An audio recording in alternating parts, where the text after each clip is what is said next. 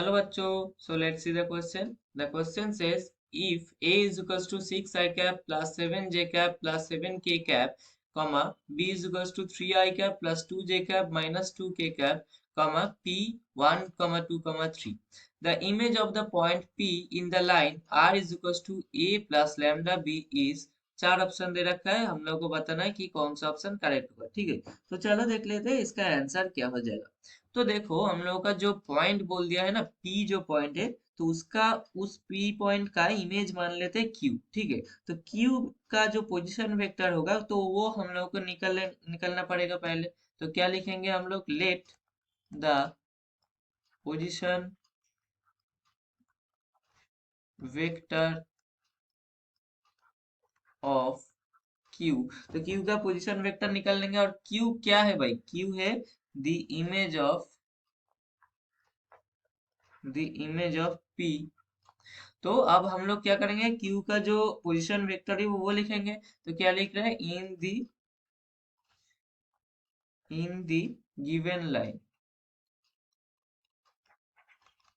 Line B. तो क्या हो जाएगा इसका position vector, x1 i cap मान लेते हैं, ये हम लोग एज्यूम कर रहे हैं। ठीक है, ये इसका पोजीशन वेक्टर। ठीक है, तो यही हम लोग को निकलना है, मतलब पॉइंट निकलना है। ठीक है, तो y1 ही मान लेते हैं, x1 क्योंकि x1 माना है इसलिए y1 ही मान लेते हैं, y2 का जरूरत नहीं है।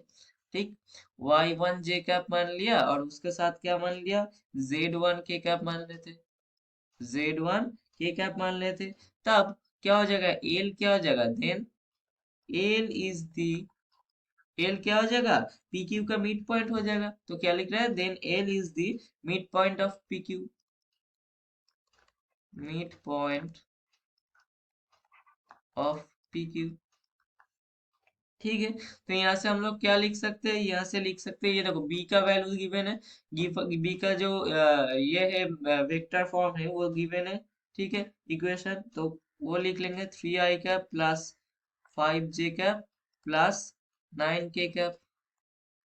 ठीक, तो इज इक्वल्स टू क्या होगा, ये किसके बराबर होगा, ये देखो ये किसके बराबर होगा, i cap plus 2 j cap plus 3 k cap. ये क्या है एक्चुअली, ये है पी, जो पी का जो कोऑर्डिनेट्स दे रखा है उसको ही हम लोग वेक्टर फॉर्म में लिखा।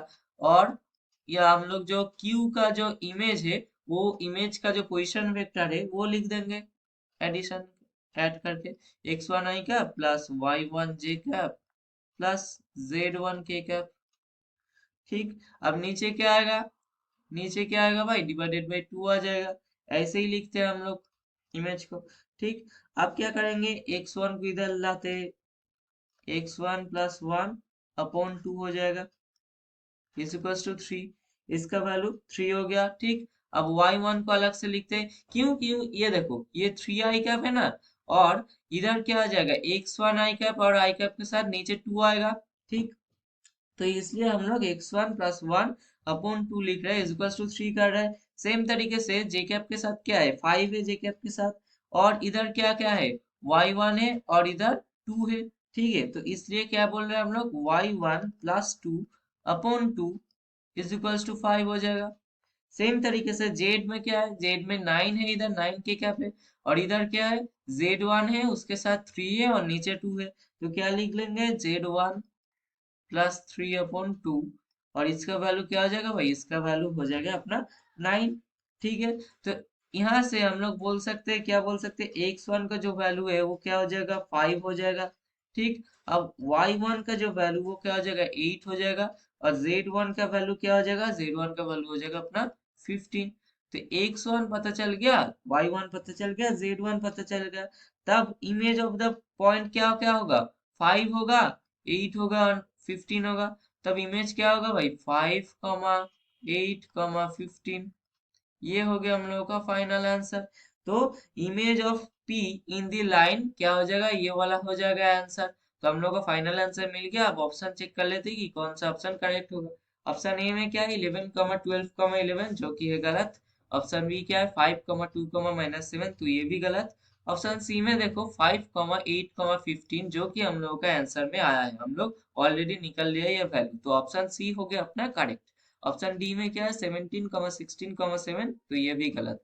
तो हम लोग का फाइनल आंसर कौन सा हो गया? Option C, 5,8,15। तो आई होप ये तुम लोगों को समझ में आ गया होगा। Thank you.